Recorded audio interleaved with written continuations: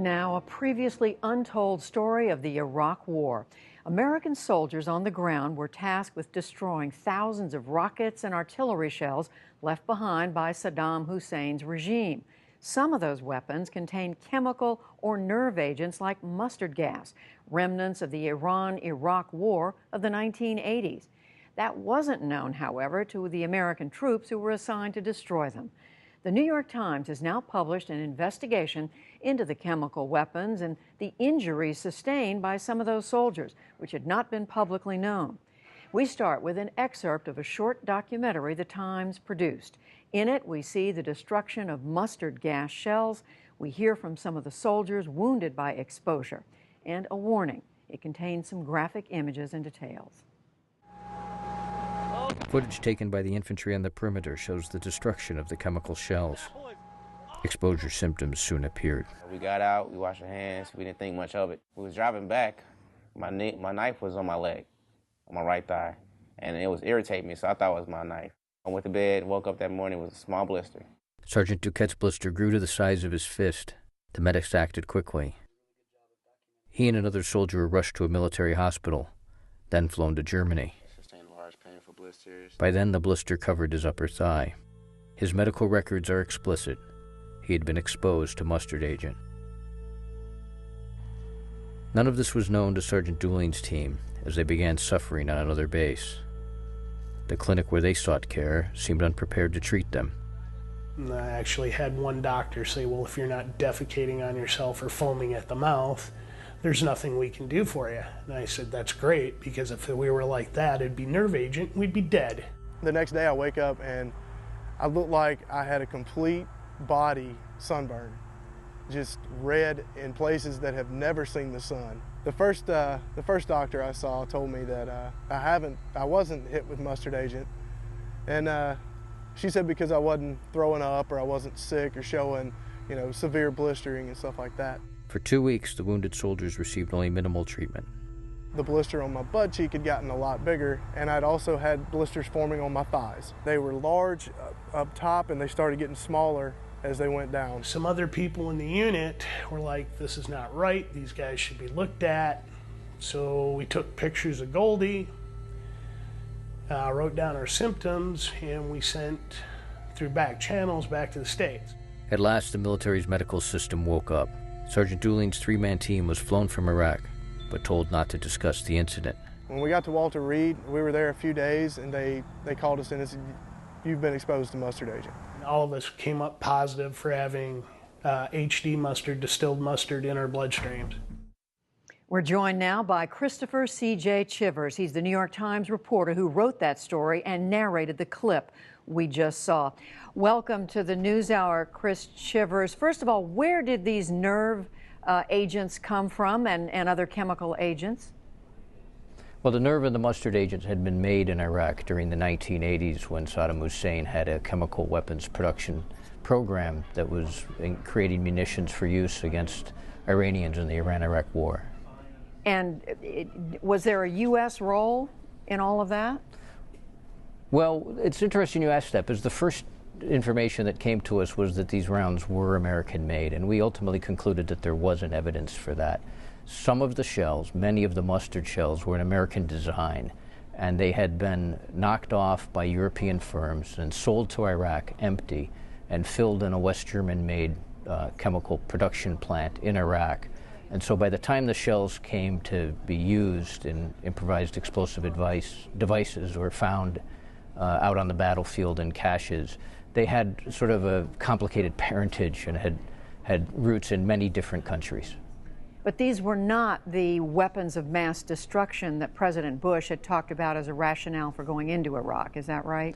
These rounds were all left over, as near as we can tell, and according to everyone who we talked to who was involved, and we've talked to the majority of the people who collected the majority of them, they were all manufactured before 1991. This is remnant stock.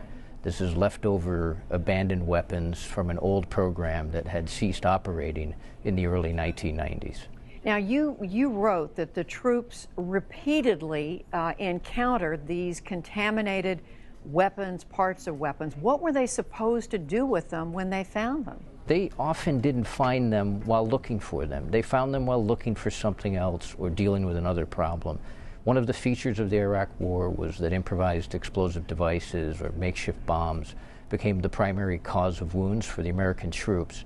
And so there were groups of people whose mission primarily was to try to counter those weapons. And they would be working and they would go to scenes where bombs had been detonated or bombs had been found or where they thought bombs were being made or parts of bombs were being stored, and they would try to disable and destroy them.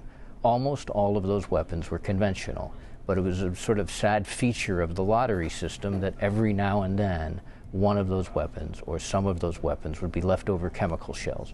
And they were visually virtually identical in many cases, so the soldiers in the sort of capacity of trying to disable what they thought was a conventional bomb would go forward and destroy a chemical bomb and then be exposed by it. And you identified 17 U.S. troops, 7 Iraqi soldiers who were exposed. Do you think that's all there is? Because the military isn't saying. We think there's more. We've had a lot of other people contact us. We haven't verified all of their incidents. The military's told us that there are at least some more. They've also told us they don't have an accurate count, so they don't know. And there may have been people who were exposed and didn't realize they were exposed, so whatever the official numbers are, they may be small. Why did the military tell you that these troops needed to be quiet about this, not talk about it? Well, the military hasn't given us a clear answer for that. The various participants have said that their local commanders or visiting senior officers, colonels, or in one case a general, had told them not to disclose it. But what happened with these incidents is they were all classified secret in real time, and they sort of got lost, it seems, in the system and not shared.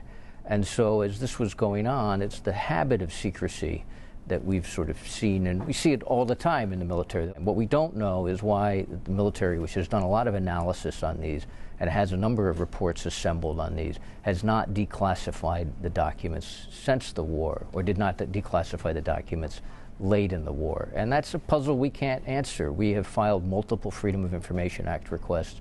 We've had those requests denied. We've had very limited disclosure of some heavily redacted documents. But we'd like to see the rest of the documents, and we'd like to see what they say. We did hear in that report, we know from the story you wrote, the injuries that these men suffered, experienced. What's happened to these men today? How are they doing today? Some are still on active duty, some are out, they're veterans now. Some are doing quite well, some aren't. Some complain of chronic respiratory distress or shortness of breath and lingering headaches. One has some issues. He believes he was exposed to sarin. He believes he's had some short-term memory loss and some reading comprehension difficulties. But many of them are doing, it seems, okay. But that's an interesting question because the military has treatment guidelines and an order that mandates that these patients are supposed to be followed for life. And in the main, they have not been followed at all. They're simply not enrolled in any systematic tracking. So it's kind of hard to say how they're doing as an aggregate or whether the things they complain of, and many of these conditions can have more than one father, but so the things they complain of, whether that's directly related to their exposure or not, because there hasn't been any comprehensive tracking. And last thing, do we know what's happened? How many more weapons may still be in Iraq, and who has control over them? I don't know how many are still there. There are some reports that there could be as many as 2,500 rocket warheads in one particular bunker on Al Mathana State Enterprise, the old production facilities, which are largely ruins now in Iraq. But that area is out of the government control. It's now controlled by Islamic State. Whether they've actually got access to the rounds or not, I'm not in a position to tell you, but they certainly have proximity to the remains. Chris Chivers, great reporting. Christopher C.J. Chivers with the New York Times. We thank you. Thank you.